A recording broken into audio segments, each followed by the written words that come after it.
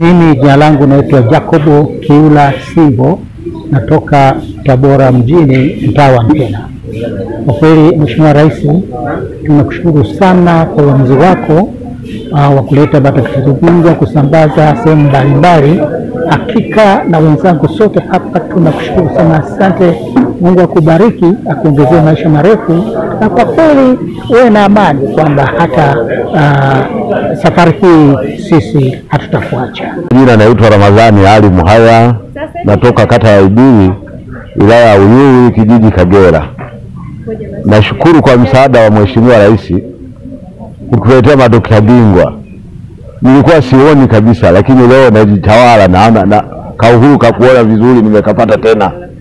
Ningeomba misaada ya Mheshimiwa Rais, baada ya wiki 2-3 anatuletea tena madaktari bingwa.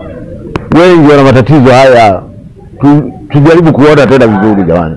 Tunashukuru vizuri mno. Mimi kwa jina naitwa Kaundime Juma Washokea, nimetokea Tabora Mwinyi. Nashukuru sana kwa Rais wetu Samia Suluhu Hassan. Kwa kweli sikutegemea kama tafikia hivi. Nashukuru sana, kwa sioni kabisa, lakini sasa hivi naona.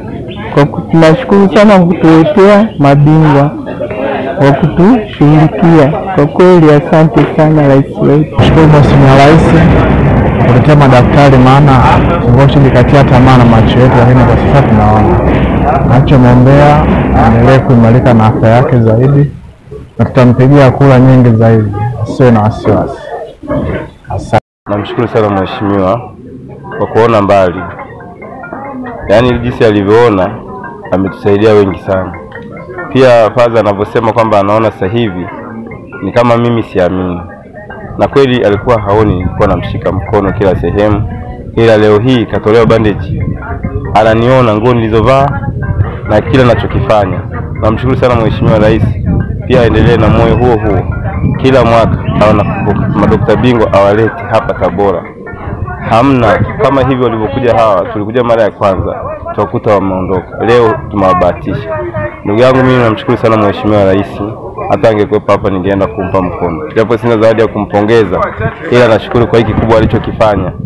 Sasa hivi mzee anaweza kupiga hatua peke yake, pia anaweza kufanya shughuli zake sasa hivi, na imani anaweza kufanya shughuli zake. Mheshimiwa Rais aongeze madaktari bingwa. Baada ya wiki 2 tu awalete, baada ya wiki 2 awalete. Kama wapo wamesomea hizo kazi, hembo awalete tu, asaidie watu. Tena watu wengi sana ambao wengine bado hawajapata taarifa. Wapo wengi sana watu. Kwa hiyo madaktari bingwa sio na katika. Pia Mheshimiwa Rais namwombea kwa Mungu aendelee kuwa na huo moyo, aendelee kukaa na hiyo kumbukumbu ya kusaidia watu.